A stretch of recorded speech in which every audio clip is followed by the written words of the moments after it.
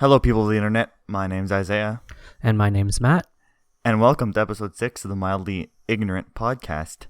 We're filming this actually quite a few days before we usually record the podcast episode, so we apologize if we miss some catastrophic event that will change the course of humanity in the next few days that we can't discuss.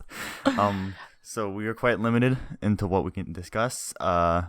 Not limited, but I guess if something happens before Friday, Because it's the end of the world. we all know that you're coming here first for your up-to-date news about the world. Exactly. And we're so concerned that we're going to miss you. You want to hear our hot takes. You don't want to listen to CNN. You don't want to listen to Fox. You want to hear what Isaiah and Matt have to say about hot topics that will change the course of humanity, make the world a better place, cure cancer. You know, just like how Sora was announced as the last character in Super Smash Bros. Last week. You're really hyping this up considering we have almost nothing to talk about today. No, that's what I'm saying. I'm apologizing if we do miss something in the coming days because we're recording earlier than usual. Yeah. We're recording 3 days actually earlier than when we usually record the podcast. So we apologize if the topics aren't as topical, aren't as up to date this week. But I think it's kind of a good idea that we start off with this first topic. Kind of goes hand in hand with the not alleged, it's actually not alleged at all, but possible cyber attack on Facebook, Instagram, and WhatsApp last week. We don't know what happened there. Oh, do people think it's related? Oh, they don't. No, not related. But I'm just saying, like we don't know what happened at Facebook. It's in the same vein of same vein topic wise. Okay, yeah, I get it. And we're talking about Twitch getting leaked. Yeah, so Twitch, famous gaming live streaming platform, got leaked by a single dude, basically. Just fucking leaked everything on Twitch. This was October 6th. So for anybody who is like caring about dates and worrying about stuff like that, we're talking October 6th, 2021. Twitch had a major leak of stuff, including their monthly payouts to streamers. And some of these numbers are just insane, I think, considering the amount of, I don't want to say effort they put in, because we all know that like having a cult following isn't easy. Yeah. But I mean, just some of these numbers are just mind-boggling, I think. Yeah, there definitely is. But like, just to backtrack a little bit, so this is like a 125 gig document leaked to 4chan, obviously, because 4chan is wherever all this shit ends up anyways. It's the asshole of the internet. Basically, it's like the worst version of Reddit. But anyways, so or the best. yeah, I guess. So basically, the data that was leaked was basically the entire fucking source code of Twitch. Like literally everything. The whole source code of Twitch was fucking leaked. All the payout reports from 2019. That's the juicy bit. Yeah, that we're gonna focus lots on, I guess. Console clients, bunch of services, other shit that that Twitch owns, like other properties. Another thing which was no one knew about was this unreleased Steam competitor, codenamed Vapor, that Amazon was about to release. So the whole code for that was released, and that actually was like the second biggest thing. Like besides the payouts, was the second thing that people were like panicking about. Yeah.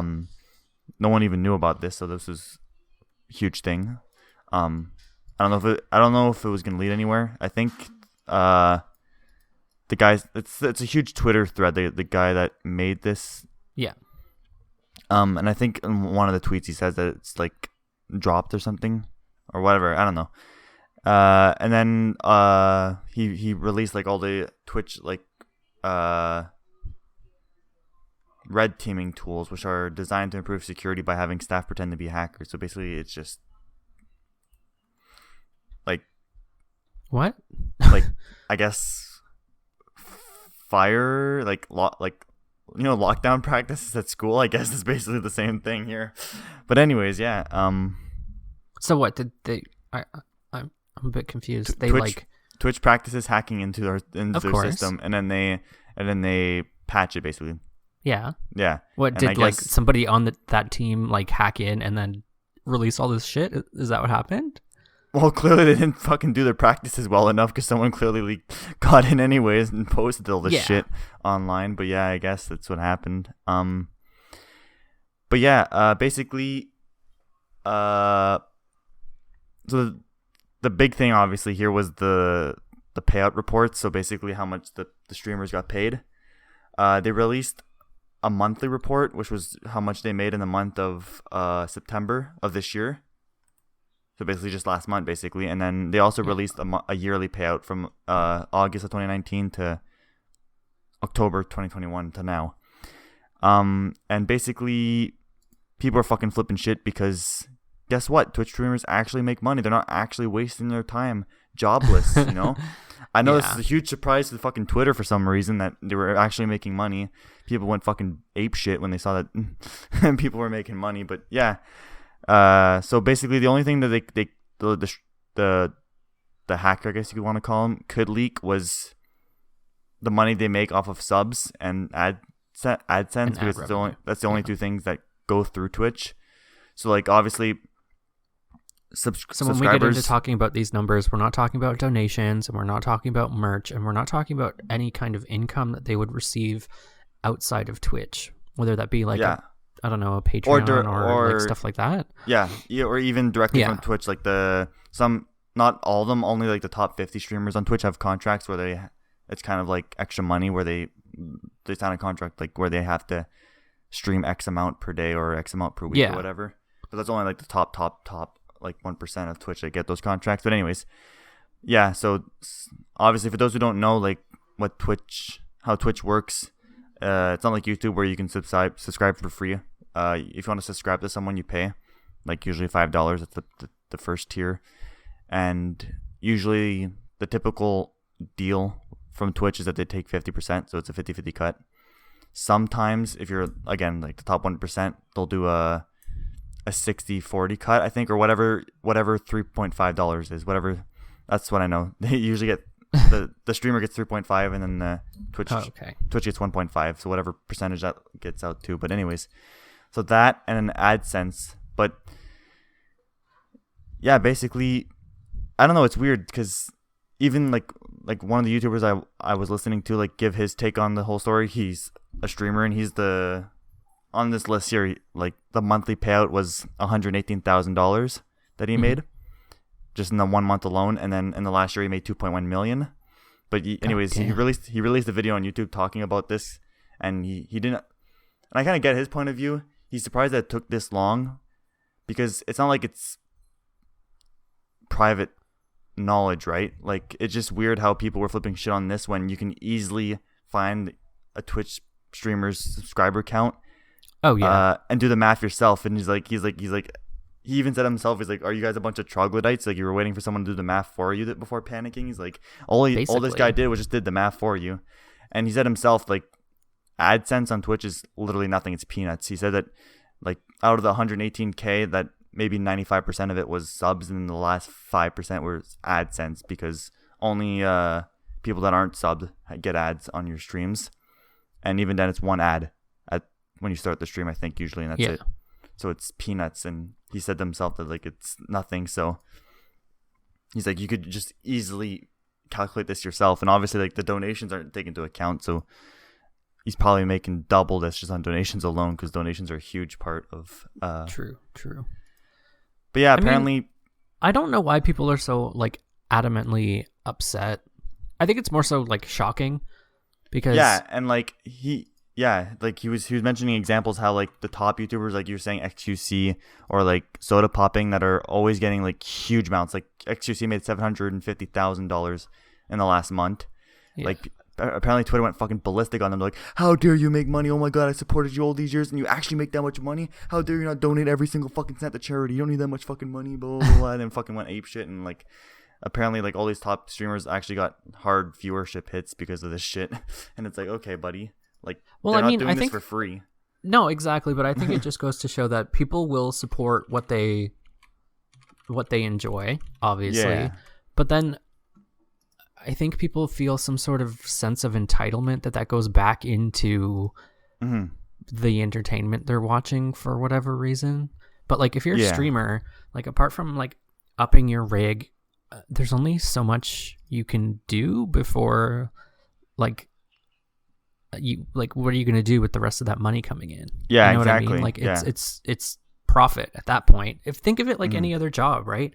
If you're streaming for like a certain amount of hours a week, especially someone like XQC, who I would imagine, since he seems to be the top paid out person, probably has that deal where he has to stream like a certain amount of time a week for Twitch. I'd imagine that is his career. Yeah, and exactly. His career in entertainment. Don't be surprised. I mean, look at any professional sports player. Why are they making millions of dollars? They're just throwing a ball around, right? Yeah. Like, the amount of work they do, no amount of work is worth like that much money, but that's just the system. Like, let's not get into the talk of capitalism. Yeah. But like anything in entertainment is going to be wild. Look at movie stars and how much money they make for like acting in a movie. I think like you mentioned a good point, like how I think here why people got so apeshit was because when you, like, obviously celebrities are still humans at the end of the day, but there's still that social divide. Meanwhile, like, streamers, they're your everyday Joe, right? And I think that's why I got people pissed off how, you know, we say streaming has no talent, right? There's no talent in streaming. It's just people playing video games. And that's why I think that's what got people so riled up, was like, oh my God, they're fucking doing jack shit and they're making that much money. But like, at the end of the day, it's at the same time too, with the entertainment industry, it's charisma, right? Like, exactly. Sure, it's on a different scale where like if you're, I don't know, like, picture Scarlett Johansson and how much money she makes for being in a movie. You are paying to see her when you go to see a movie, right? Like, if you go to the movies, or if you pay for a streaming service, or if you pay to, like, I don't know, rent a movie from any of these services, like, part of that money goes into her pocket. It's kind of the same thing. But I think a lot of people think, like, if I'm just watching someone playing video games in their basement, it's like, oh, hey, you must be poor, you must be broke, you must be down on your luck, you don't have a real job, you don't have a real career, let me flip you $5, right? Like, get yourself a coffee or stuff like that. But it's like, art used to be like that, right? If you think of like struggling artists, people would be like, oh, like, here's this quick little commission, like, give me $5. But it's getting to the point where, like, because XQC, he's a famous Overwatch player. Like, don't forget that he like is a professional. As silly as it sounds, he's a professional video game player. Like, he has skills that make him better than most players, and it's just like your favorite baseball player. It's the exact same thing, except his skills are with a mouse and keyboard and playing the sport of Overwatch, right? Now, some of these streamers, like, I don't watch a lot of streamers, I'll admit. I don't think I watch any, actually. But it's it's hard to discern the value of what they're doing. Like, and because, like, even if you spend 2 hours watching XQC, that time that you spent sub to him, you just watched a movie, right? Like, it's the same thing. Yeah, basically. Or you just watched a baseball game. That's what I wanted to say earlier. Like, there's two things I wanted to bring up here. Is like, the people bitching on Twitter saying, oh, they don't deserve that kind of money. It's like, honey, listen, you're giving it to them. The money didn't come from nowhere. People donated that money because that's what they thought the value of the entertainment value they were getting was worth, you know?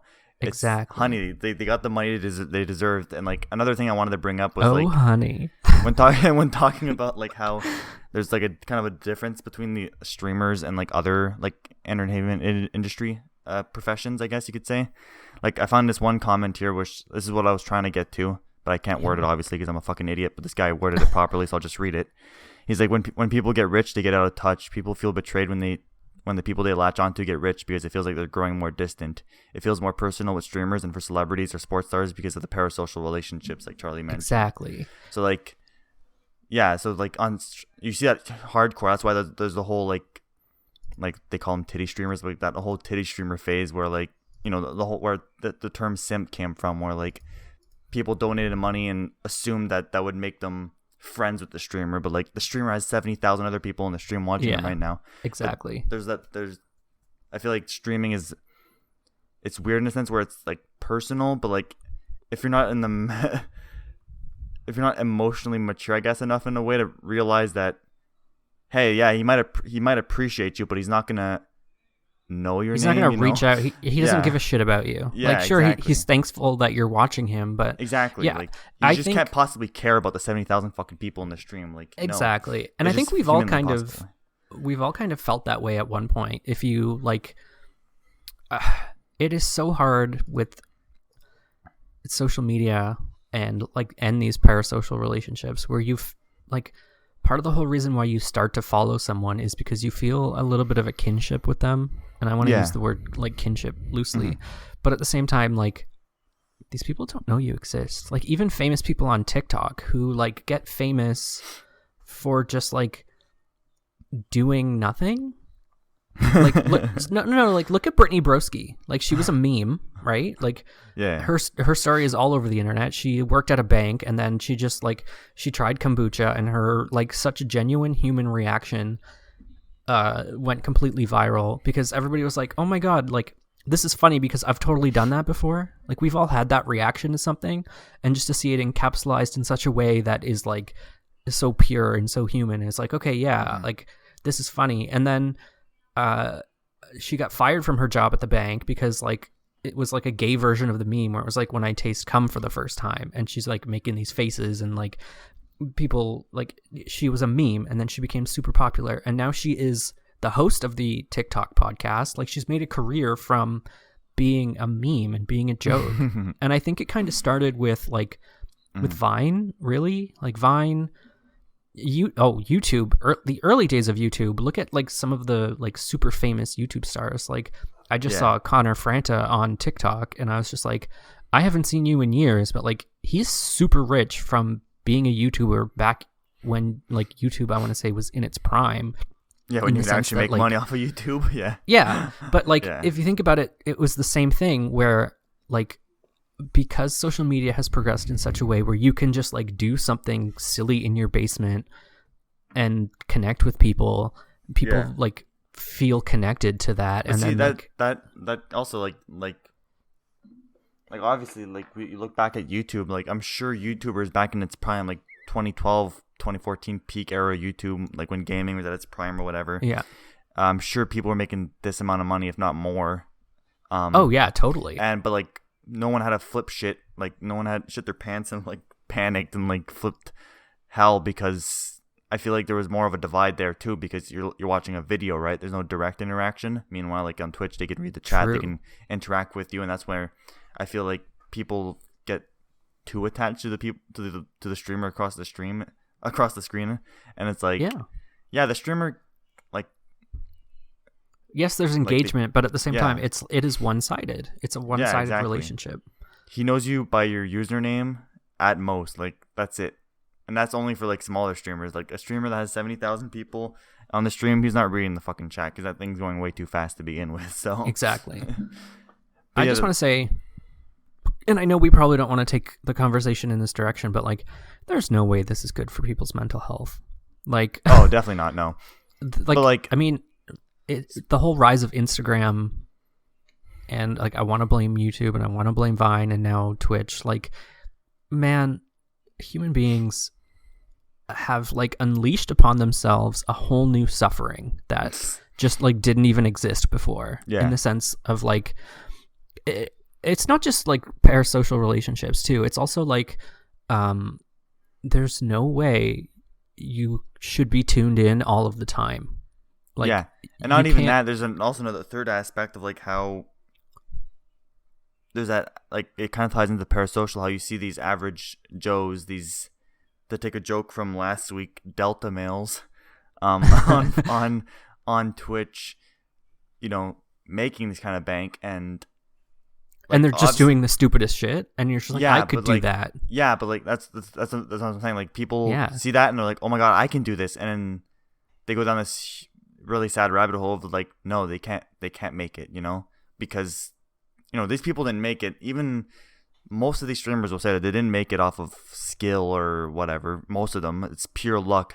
Most of the time, the entertainment industry is luck at the end of the day, really. A big part of it, at least. It's luck, but it's also charisma. Like I said, like with Brittany Broski. Like, she has a career now when she, like, imagine, I don't want to say she's not going to be famous, like, 10 years down the road, but, like, imagine having this interview 10 years down the road when she's now, like, in her late 30s, probably in her 40s.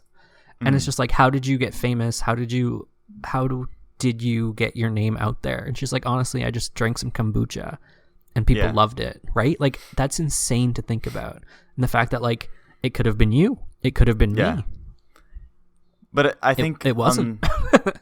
The silver lining in this too, like, obviously it's not all bad. I mean, I think the main silver lining I can see, and like the YouTuber I was talking about earlier, he mentions it in the video, because, and that's what I like about him, because he's a very honest person. Upfront about it? Yeah, he's very upfront. Like, he doesn't hide the fact that he's got, like, he doesn't flex his wealth, but, like, he doesn't shy away from the fact that, he's been very successful, and, like, he's very thankful and stuff like that. But he even said that this is a good thing that all this shit leaked, and that someone took the time to just basically calculate public information. But anyways, like, and this is only half of the amount of money they're making, right? Because it doesn't include donos and all that shit too. So you can basically double this revenue, and that's how much people are making per month or per year, whatever, generally. And he even said himself, like, the silver lining would be, like, we're gonna maybe finally see the death of, like, not just like titty streamers in general, but, like, the people, like, that, like, beg for subs and beg for money and stuff like that, saying, oh, I can't pay rent this next month, oh,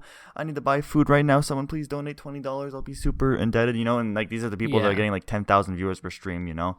And this is a big problem on Twitch. Like, people were, like, people begging, scamming kids, like, by the buttload by begging. I mean, there's always going to be scams, and on the other end, there's always going to be starving artists. There's always going to actually be that streamer who's like, okay, well, but maybe I can just get naked and make a buck or two. Yeah, but you can kind of differentiate between someone that's starving that has 10 viewers and someone that's begging and has 10,000 viewers, you know? Yeah. Like, the 10,000 viewer person, I'm sure you're making at least at the bare minimum on a bad day, like, $100 an hour, you know? Exactly. Streaming. Yeah, like, this should definitely make that clear, in the sense that, like, exactly.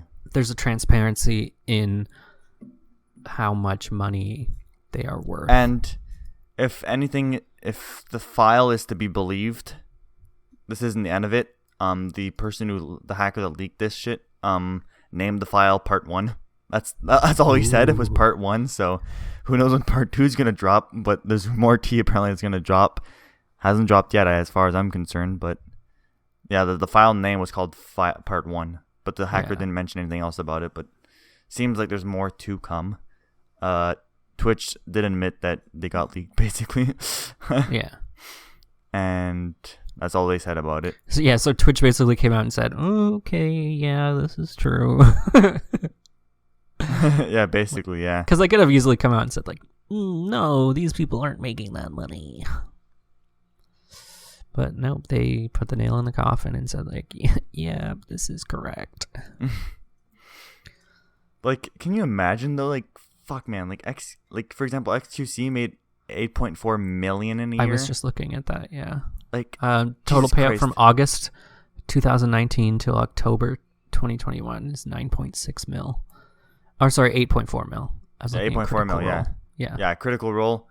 They're a bit more, they're not corporate, but they're like a group that do D&D. Yeah. No, I know who they are. Yeah. Matthew Mercer's there. Yeah.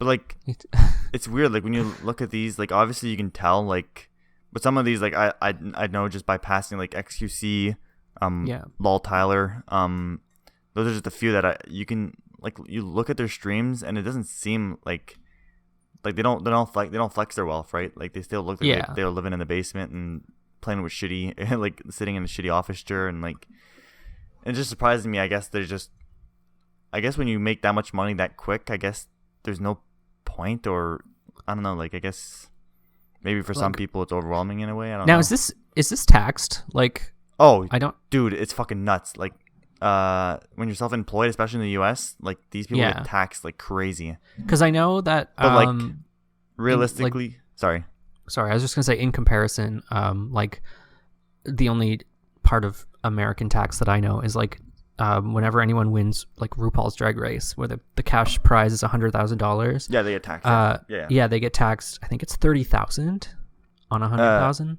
Yeah, so it's about the same when you're. It's actually about the same ratio, actually, or percentages when you're self-employed. As far as I'm concerned, in the U.S., if you're self-employed in this way, because I was listening to another YouTuber, he's not a Twitch streamer, but he was talking about his YouTube revenue and stuff like that, and how he made 120K in a year, but at the end of the year through taxes, he only makes 80K. So the ratio is about the same. You lose 30%, I guess. But like, whoop-de-ding, he dropped from 8 million to 5 million. Cool. You know, like, true. Who gives a fuck? Yeah, there's no difference. But yeah, self-employed is. I know in Canada it's not as bad, but there's not as many. XQC, I guess, is Canadian, so it gets away a bit easier. But like American streamers. Oh yeah, is that American? Like crazy. Is that 8.4 American then? I would imagine. American. Yeah. So he's like what? So that's way more Canadian. 12 million, yeah, maybe 12 million Canadian. Yeah, exactly. But yeah, they get taxed like crazy in the States for being self-employed, and it's a lot harder like to prove everything. You have to like keep track of almost everything and like report your taxes. What is the tax agency in the States? What's it called? Is it the IRS? The IRA? IRS, yes. IRS, yeah. But like, they'll get you. Yeah, but the good thing too, though, is that they can also claim lots of the stuff that they do use on their streams as like business expenses, whatever you want to call them. So like gamers, like I know for a fact that they can claim all the games they buy throughout the year then play as part of their taxes. They get money back or whatever. Can you fucking imagine? And like games are so expensive nowadays. If you want a new game, like especially in Canada. They have to play the new game every week, you know. Yeah, true. Yeah, like, you're right. Like some of them obviously like are like specific streamers like Critical Role and whatnot, but like lots of these are just generic streamers that play whatever's a new game out, you know. I think the scary thing about this though is also that there's no job security, right? This is like something else to consider, like on the back burner is like, apparently not with XQC, but like you can do anything in today's society and you can get canceled, to say it lightly, but like suddenly you could just not be the most popular streamer anymore, right? Like you could say something or do something, or like something can come out, and realistically, would they give a shit?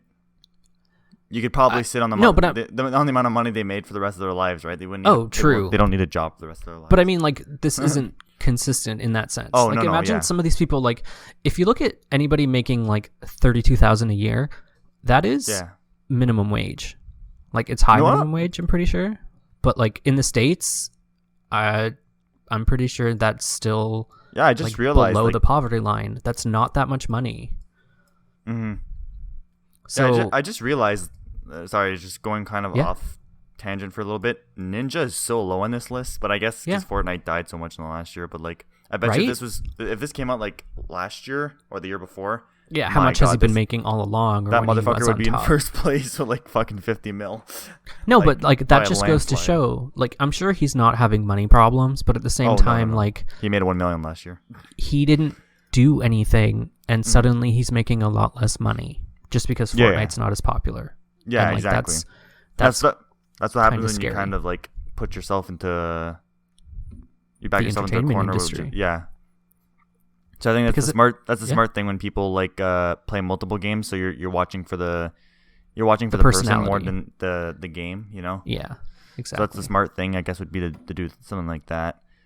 But yeah, but like you were saying, like YouTube's dead. Like no one can make a living gaming on YouTube anymore. Isn't that because like they changed all their policies and stuff? Oh yeah, YouTube is a fucking YouTube as a company is a piece of shit, but that's another story.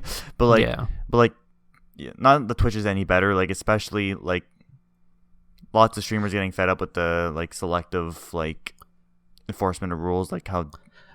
Now I was just about to say, I know on TikTok there's like the creator fund, right? And that's where like it's, I don't know how Twitch works. I don't know if there's something similar in the sense that like when you join the creator fund, like you have to make a certain amount of content and like fit their rules. But also there's rumors, and I don't know if it's been proven or not, but like when you join the TikTok creator fund, they'll like, they'll strangle your viewership.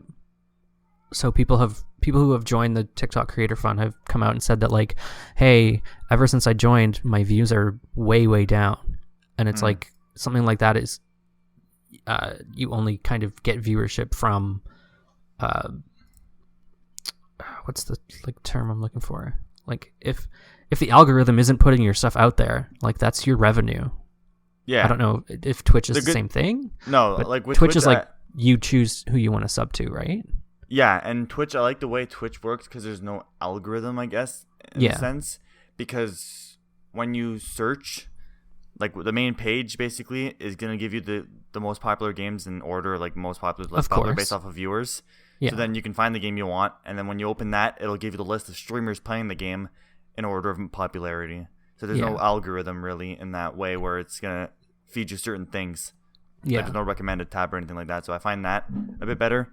But like I was saying earlier, like how like it seems like the selective enforcement of rules, and like lots of other Twitch streamers got really mad when like, you know, like the stereotypical quote unquote titty streamers were getting away with basically full on nudity, when meanwhile gamers, when they show like a single pixel of a boob on a video game by accident, they get like banned for like 3 days or a week, you know? Yeah. And that's what I remember, that last year was a big deal. And I think that's why a part of the reason why Twitch tried a little bit to make things better by like having its own like category. Like they made like hot tub streams its own category, like Jesus Christ, make things happier for other streamers, but it doesn't solve anything, right? So it was still so people are still like, Twitch isn't like a good guy at the end of the day. Like obviously there's still things that they have to work on, but like, oh, of course, like I said, like YouTube died, it came, it went. I'm sure Twitch is gonna come and go eventually. Maybe not in, like in 10 years from now, 15 years from now, and then we'll be on to the next thing. I don't know what that would be after live streaming, but yeah, the entertainment industry is always going to be like,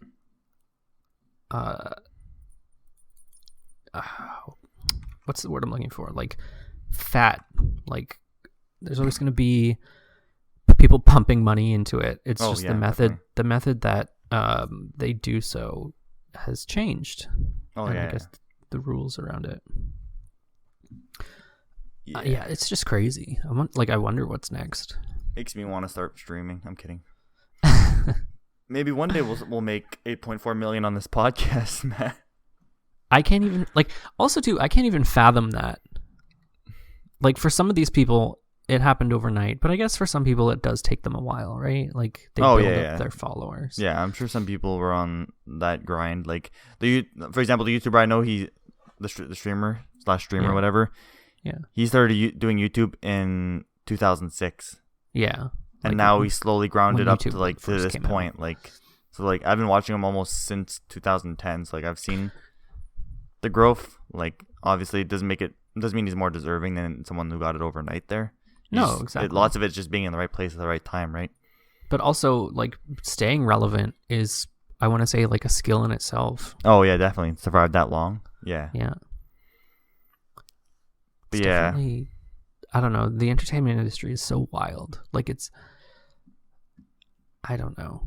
I could read about it all day. Just studies on like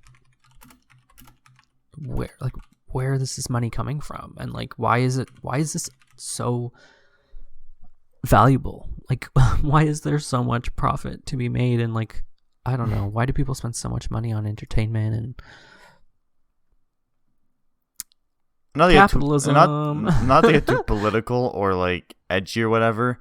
But, like another big thing I saw too on Twitter that was not eye rolling, but like kind of like, okay, it's out of their control, was the fact that people were mad that like the top 100 list was not as diverse as they were hoping.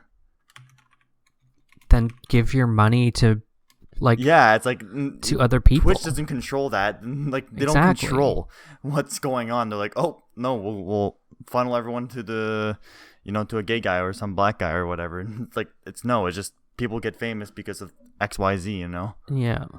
Like there's nothing stopping like a gay person from being the top streamer. Like there's nothing stopping them. I just found it stupid that they were like, oh, there should be more diversity, and it's like, okay, it's not no one's control. Yeah, you can't argue that. I mean, you can argue that like the general consensus of like people's attitudes towards queer people or people of color definitely, yeah. needs to change, and that's where the issue lies. But like you can't blame Twitch. Like Twitch is just doing their job. When people tune into like a famous streamer, they're just like, okay, well, this one's famous, we're gonna put them on the front page. And I would agree if they, like I said, like for example, the whistleblower with Facebook situation last week, like if there was some kind of algorithm promoting certain people over others, but no, it's literally, like I said, when you go on the first page, Twitch doesn't work like that. The games in order of popularity, and when you click on the game, it gives you the streamers in order of popularity. They're playing the game. So there's, like, okay, maybe in that sense, the people you're going to see first are the ones that are already big, I guess. In that sense, it kind of feeds into that. But like, lots of people like finding smaller streamers because that way they can be because they love that parasocial relationship. Exactly. So lots of people do search for that those smaller streamers that they can interact more with and stuff like that. So I don't think it's a really valid point, but whatever. It's cool to see how like we're looking at this and now we're just applying different lenses on how to analyze this information, right? Like a second ago, you just took like the diversity approach, and then like before it was like different society values and like how it all boils down to capitalism. But like it's true, and parasocial relationships, it's crazy. I don't know, this whole thing is just mind-boggling to me. Any advice for the little non-emotionally stable or mature people out there? Okay, if you're gonna donate money to a streamer and expect them to become your best friend, don't. Yes, they are thankful, but they may not remember your name the next day, and that's not their fault. Yeah. Don't and take that's it the out thing, on though, them. but like, it's so hard because, like, growing up, I grew up with Instagram. Like, I remember when Instagram first came out, right? But now there are kids that classic logo. But now there are kids and people who like are born into it. Exactly. They're born into it. So I was reading an article iPad earlier, babies. and exactly, where they're just like they grow up on a screen, and like the people that they see and like the entertainment they consume, that is a real relationship to them, right? Like it's not just a show. It's like these people are my friends, but like that's not true. In a sense. At that point, it's more a problem of parents making the iPad do the parenting instead of the parents doing the parenting, you know? But also it's like the iPad is like a monster. Like how do you... Oh, definitely. Yeah. There's so many studies out there saying how horrible it is. No, but like how do you teach your kids that like, oh yeah, like the streamer that you... Or like teenagers. We've all been like super deprived teenagers who just want attention. And if you start tuning into someone who like feels like you vibe with them, like and you don't know better, like how do you learn better? Like how do you understand that these relationships are one-sided, and like you're gonna find out the hard way, and you're gonna be jaded, and it's gonna be hurtful, and it's gonna impact your mental health, right? But like how do you learn that from a young age, that like you have to invest your heart into things, but like you're not going to get anything in return in that sense. Like you have to get the value. Do you understand what I'm trying to say? Yeah, I know what you mean. And it's just, we don't know how to approach it, I guess, because it's just a new thing, right? I mean, exactly. It's like just, we never had this before. I'm sure 20 years ago, there was another issue that, parents can know how to deal with, like it's just every generation is a new thing. But like, I guess it'd be hard. I mean, I guess at a young age, you just have to tell them that it's entertainment at the end of the day, and that, But like, it's so real. Like, it's just like, so hey, like, personal. It's so more personal than, Like, if I started watching you, like, say you were a streamer, and I was like, oh, hey, like, Isaiah's really cool. Like, I'm gonna tune in every day after school and watch him like play games and stuff, and I'm gonna join his Discord and be part of his community. Of course, I'm gonna think that you're my friend, but like, it's possible you don't even know who I am. Well, yeah, exactly. But just go outside. Touch grass. Touch grass. On a side note, though, we know you all on a personal level. Everyone listening right now, we know you all on a personal level. Please don't go away. Please, we love you all. Please, seriously. We are actually best friends IRL. Yes, Text me back. PD, exactly. I love you. We love you all. We no parasocial relationships here. We're gonna be real friends with all of you. Please, best friends. Also, while you're at it, slip me a 5. Exactly. Yes, please. Thank you. PayPal link in the description. Venmo down below. Although I do want to say I am glad, because another kind of way to look at this, right, is these people are making money for themselves. They're not part of someone else. And I think that's kind of why OnlyFans got super popular, was because we are taking the money out of studios and executives and corporate hands, and we are putting the money back into the hands of the creators and the personalities that we like. And I think that is really important. I think, I get your example at OnlyFans, but I mean, like, it's just a more technicality than to defeat your point. But I think OnlyFans too was, like, not to go off topic too much, but it was just because, like, it was just a more safer environment for adult content. So it was kind of made for that. Yeah, exactly. I think it was more of a. I think the primary reason why people flocked to that was just because it was a safer environment for them to produce or make this content. Yeah, but it's but also exactly that. It's you're giving, like, I like you. I like your content. I'm going to give my money to you, and I know that you're getting my money, right? It's like when you tip your waiter or something. It's like, I appreciate the service you have provided me, not the establishment. Yeah. Or, like, whoever is in charge. And unfortunately, that tip gets split between the fucking chefs in the back. But anyways, that's a different story. Yeah. But unfortunately, Matt, no, I do not have an OnlyFans. I'm sorry for ruining your day. I could fund your career. Personally. My entry tier is $10,000. All right, and that's only for feet pics. Yummy. And with socks on. Feet pics with socks. You have to go to the 20K tier. You're not even gonna mail me the socks after? No, that's the 15K tier. The 20K tier is then socks off pics.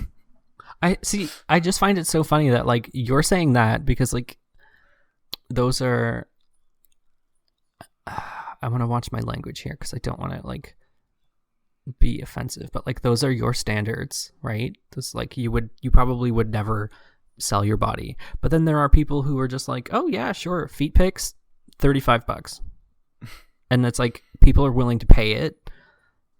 You know, people are willing to do that. But, like, some people are just like, no, I could never imagine selling my body. And it's, I don't know. I feel like people are different. I was kind of joking with the feet. If it was feet pics, I wouldn't give a fuck.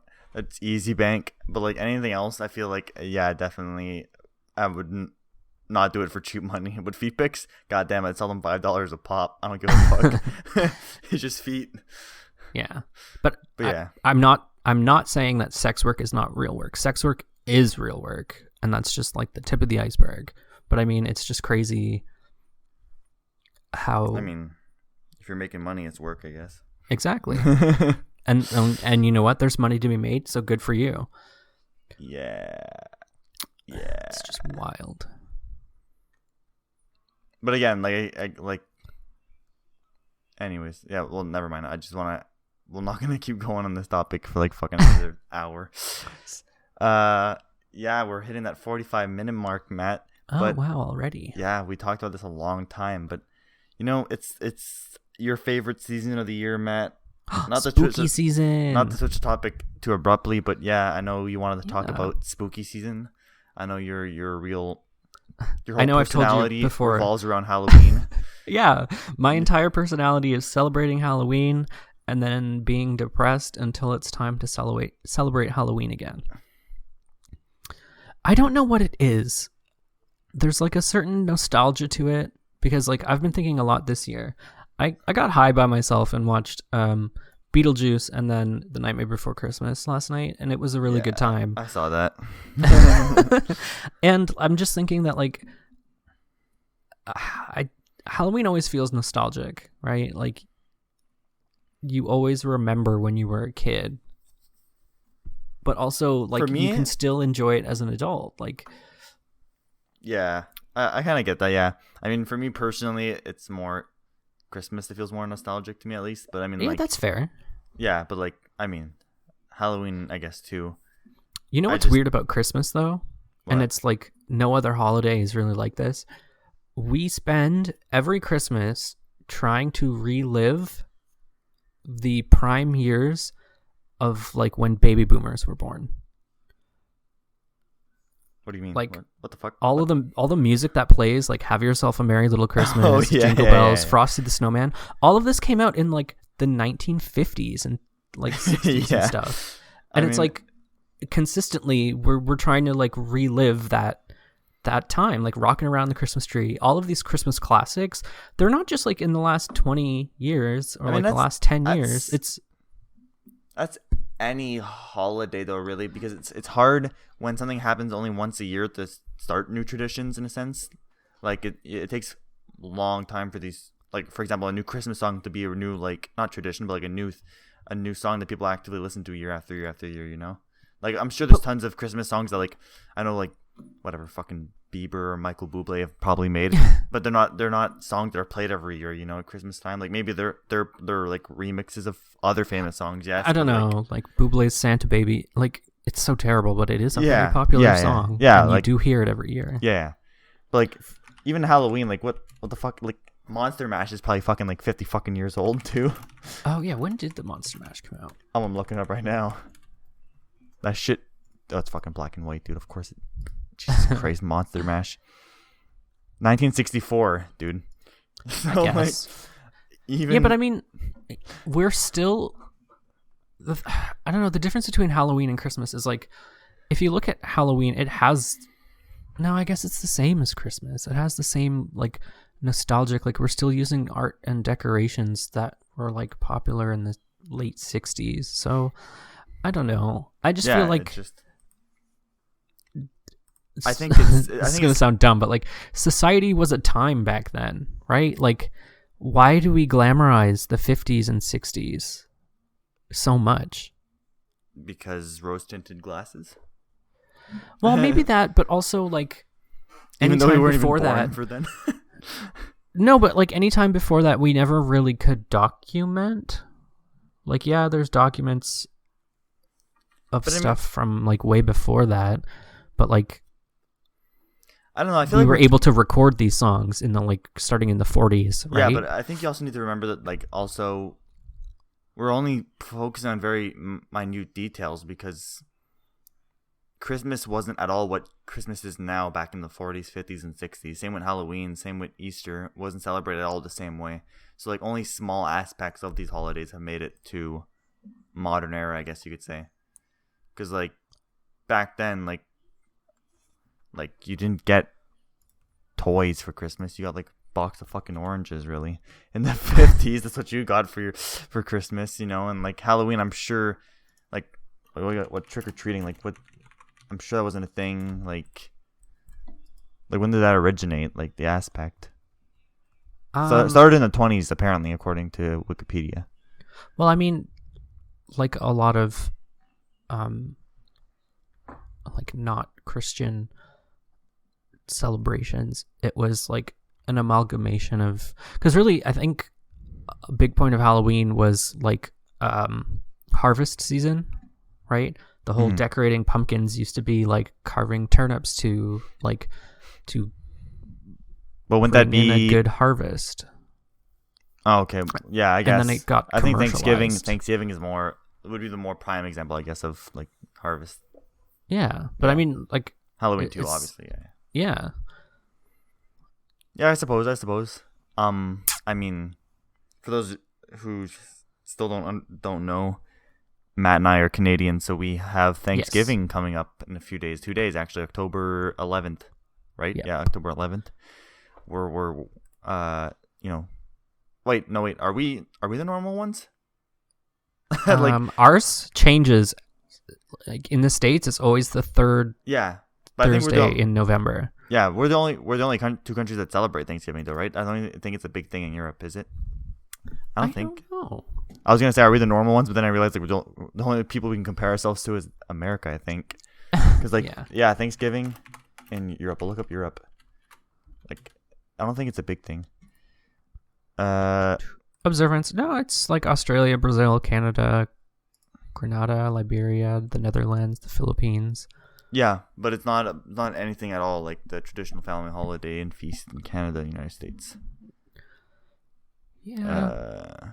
It's just, I don't know. I find it weird that like Thanksgiving, Christmas, Halloween, we're still just trying to like chase these ideals. Like, why are we still celebrating them? Why are we still doing it? And like, why are we? Well, I can answer from a corporate capitalist point of view why they keep happening. Exactly. Like, and that's the thing too. Like, even like funded by capitalism. Yeah, like I'm sure you've noticed it as well. I've noticed it, but like, you know, my parents, like, you know, grumpy old boomers, you know, I don't know, always say how like it's gotten more, what's the word, commercialized than ever. Like the whole joy and emotional aspect of Christmas and these holidays are gone. And I mean, I guess part of it's because, you know, when you're a child, like the aspect is a lot bigger emotionally. Because of Santa or like Easter Bunny or whatnot. It's a magical year, like day of the year and whatever. Yeah. And I guess as an adult, like, that kind of feeling leaves, but still, it's so commercialized now that like it just feels like empty or hollow. It feels like it feels like an obligation. Yeah, exactly. I think. Yeah, and that kind of sucks the fun out of it. Yeah, I don't know, it feels.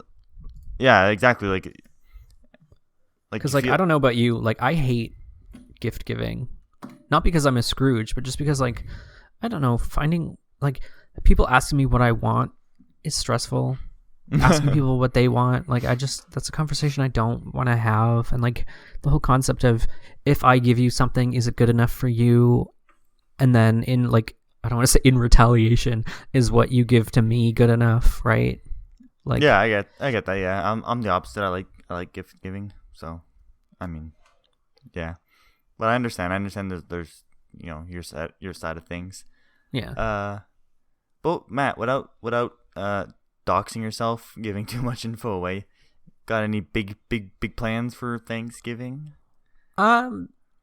Just going to my brother's for dinner with his fiance. Wow. And her family's gonna be there, so wow, it's gonna be nice. Yeah. What about you? Are you doing anything? Basically, yeah. Tomorrow, so Sunday. Yeah.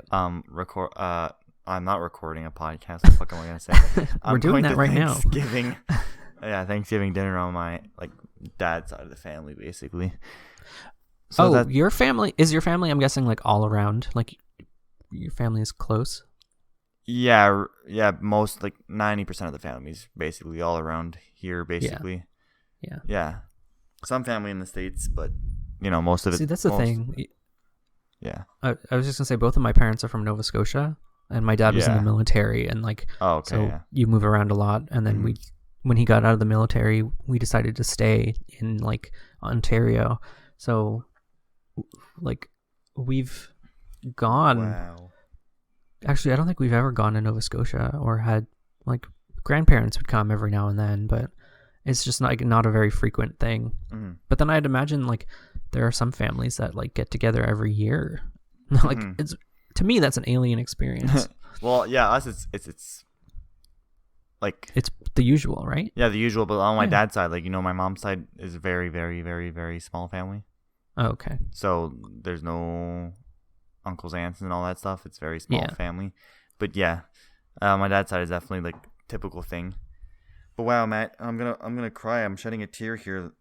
There was possibly some alternate universe, some kind of reality where Isaiah and Matt did not cross paths and create the Mildly Ignorant podcast. I would like to think that in every alternate reality we are intimate. No. we're friends. We just met different ways. There's nothing more intimate than meeting at our prior workplace and making a podcast 5 years into our friendship. I mean, not to get like emotional on the pod, but like, Yeah, I man, wish stop that. That's gay. No, I wish I saw you more. I wish we could hang out more. And it's like I find it weird that I do consider you one of my best friends. Obviously, like you don't just start a podcast with someone you don't really know, but like for 5 years we've only hung out like a handful of times. Yeah, that's adult life, though, I guess, for for us.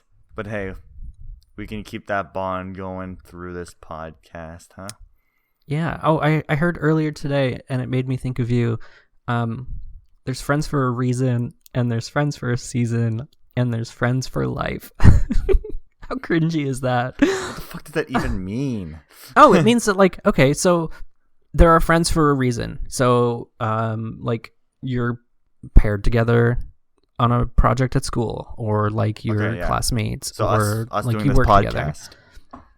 Wow, rude. No, we were friends for a reason. Like, we became friends because we worked together, and like we hated everybody else who was there. And my long-term goal was this podcast. Anyways, like all along, it's like basically, I can't wait to get him alone so I can record audio with him once a week.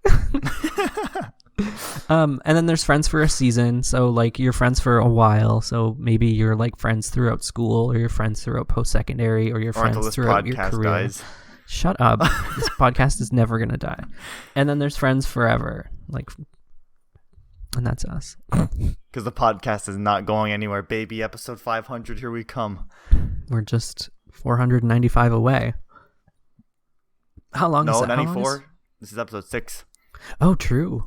Don't get your numbers fucked up, man. Come on. 494. 494 weeks to date. And that's 10 years? 10 years to go, I guess, to get that It's point? only 3,458 days. Wait, what? Oh, you did a quick 400, math like that. yeah, 490. No, I'm using Google. Come on, dude. Yeah. Wait, how many episodes did we say? 500? I want to calculate this. 500. Days. Yeah, 9 years. Yeah, 9 years basically. Yeah. 9 years to get to that point. Man, we're going to be boomers by then. Well, how long have we been friends? When did we meet?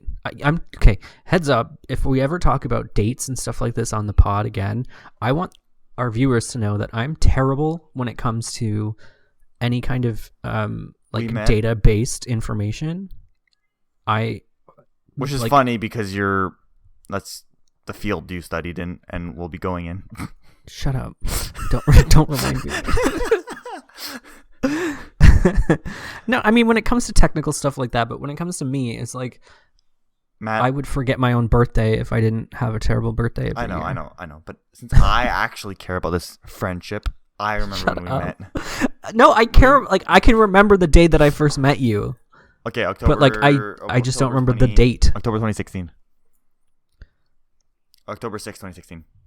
My first day at work. Wow, 2016. And you know why I remember that? Why? Because just today, I got my 5-year badge. Oh. My fucking date on it. So it was a sad reminder that I've unfortunately been at this workplace for far too long. Yeah, but it's a happy reminder, but it's our 5-year anniversary. Basically, yeah. That's basically it, yeah. It's equivalent, yeah. I mean, I'm sorry to you left to curse you. a year in, so 4 years of me working there. Yeah, but like, we've still been talking. Well, yeah, exactly, yeah. I just find that wild. Friendship is magic. Oh, okay. I don't know. I'm very emotional today. Can you tell? Like, everything is just like making me think and feel. Wow, like a real human. You sound like fucking Twitter right now, Matt. I'm a real boy. You sound like Should I normalize these feelings? Shut the fuck up. Go on Twitter and rant about it. Yeah. I think we should wrap here, Matt, huh? Yeah, I guess. We're hitting that 1 hour part, yeah. Excuse me? Well, what? Okay. What? No, there's awkward silence there. Oh, yeah. Well, I just wanted to take this time to thank everybody who tuned in last week when we talked about alpha, beta cucks, males. the Facebook blackout and some conspiracies and our favorite little boy from Kingdom Hearts back in Smash. And I want to thank everybody for tuning in this week and putting up with our bullshit again. And I still don't have the list of places where you can find us, so I'll let Isaiah take over there. I know it all now. You can find us on Spotify, Google Podcasts, Apple Podcasts, Overcast, Breaker, Stitcher, Radiocast, Radio Friendly, and of course on our YouTube channel. I know for a fact that you're not reading this list, so I'm extremely impressed. I am not. The fact that you're doing it off the top of your head. I know them all, man. I know where we're found on everywhere on the webs, on the internet, on the interwebs. So I think our viewers can tell who does like the technical stuff. Hey, you edited the last few episodes and uploaded them like a big boy. You know, I've been a bit too busy with personal life to do it, so. I mean, obviously this week I'm gonna have to take over because the reason why we're recording so early is that you're gone the rest of the week. So yeah, it's fine. I'll find time. I'll fit it in somewhere. But we'll get it done. We'll get it done. Exactly. But yeah, you can follow us on social media too: Facebook, Instagram, and Twitter at the Mildly Ignorant Podcast to keep up to date on when we drop episodes. But usually we drop them every Friday, 9 a.m. So that's the time you can catch us. And of course, leave us a rating wherever you can, mostly Google and Apple Podcasts, really. Yes. Make sure to follow us again everywhere. Make sure to share it with everyone you know. And honestly, feel free to send us a comment.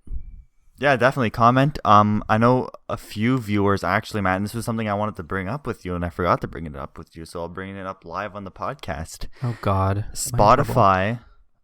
And I'm sure YouTube, they could put it in the comments, but Spotify has a Ask Me Anything function that I can activate. Yes, I saw that the other day. So, and I was going to talk to you about it. Turn on and see if people might want to engage. We might do one episode, one question per episode. You know, maybe like a little starter, a little icebreaker activity. Well, like there are polls and then there are like questions. Yeah, we can make them ask questions to us and then we answer them. Live on air. And then eventually, once we get somewhat popular, we'll put that function behind a paywall. Because fuck you all. Because we need to start making money. I'm kidding. Yeah. Hey, but yeah, it's the way the world works. Maybe we'll activate it for this episode, huh, Matt? What do you say? We'll activate it for this episode. What question are we gonna ask, or like what? No, they ask questions. Oh, okay. Yeah, they ask questions, and then starting next episode, we can start answering them. Maybe one per episode, you know. Yeah, to keep it going. But yeah, that's how you can interact with us. Like we said earlier, no parasocial relationships here. You're all our best friends. We love you all. We mean it sincerely. From the bottom of my heart. Definitely. We will do anything for you. Except give you money. For a price. Yeah. Basically. Anyways, take us out, Matt. Yeah, I mean, but we've already said it. So thanks for tuning in this week and take care of yourself and tune in next week. Make sure to eat. Mildly Ignorant Podcast. You said make sure to eat? Yeah, I was going to say make sure to eat lots of turkey, but then I realized this episode's going to come out after Thanksgiving, so I hope you ate lots of turkey. That's all. Bye-bye, everybody. Bye.